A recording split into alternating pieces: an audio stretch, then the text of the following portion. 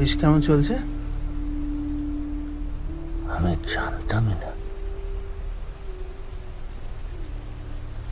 চোখের সামনে জানিস একজন একজন করে পান খেয়ে পিক ফেলার অভ্যেসটা গেল না। শ্যামবাবু রে, অফিসে আজও জনসন সাহেব,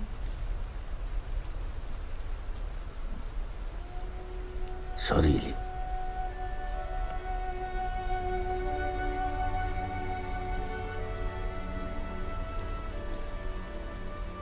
তোর তো আবার আবির অ্যালার্জি ছিল, খেলতেই পারতিস না।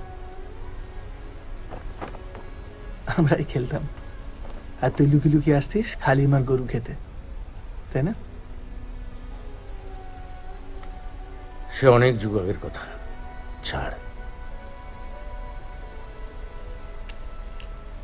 আমার মনে হয় আমাদের এই সম্পর্কের ঠিক আছে রে বাবা, কেউ জানবে না তুই আমি ছেলেবেলার বন্ধু বা এক অফিসের কলিগ ছিলাম। তুই আমি শত্রুপক্ষই থাকবো। সবাই জানবে একজন কংগ্রেস আর একজন মুসলিম লীগের প্রতিনিধি সরকারি কাজে এসেছে, ব্যাস মিটে গেল। দুজনে কাজ করব, তারপর এখান থেকে বেরিয়ে যাব, আর কোনোদিন দেখা হবে না। তবে একটাই সমস্যা জানিস, এতদিনের শিকড় বাকর তো কখন কোথা দিয়ে। ভয় পাস না, বিশ্বাস কর, তোর পক্ষে আমাকে ঘেন্না করাটা এখন খুব সোজা। And of course vice versa. শুধু চোখ বন্ধ করে স্মৃতিচারণ করলেই হলো। ল্যান্ডটা ভালো করে স্টাডি করেছিস তো?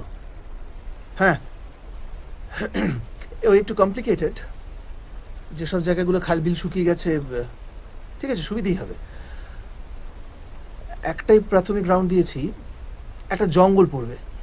চল, হলদিবাড়ি আর দেবীগঞ্জের দারোগারা ওয়েট করছে।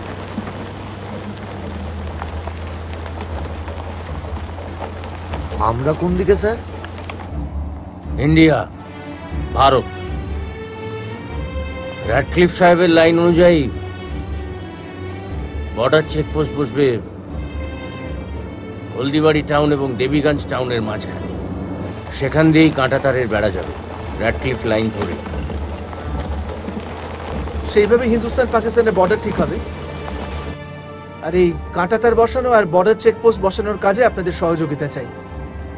সে কইতে আসছিলাম, দিল্লি, অমৃতসর, লাহোরের মতো দাঙ্গা হইব না তো? হতে পারে, কিন্তু তার দায়িত্ব মুসলিম লীগ নেবে না। তাই দুটো টাউনের লোকজনদেরই বলতে হবে, যারা ক্রস করতে চায় যেন করে নেয়, কারণ এরপর থেকে পারমিট লাগবে।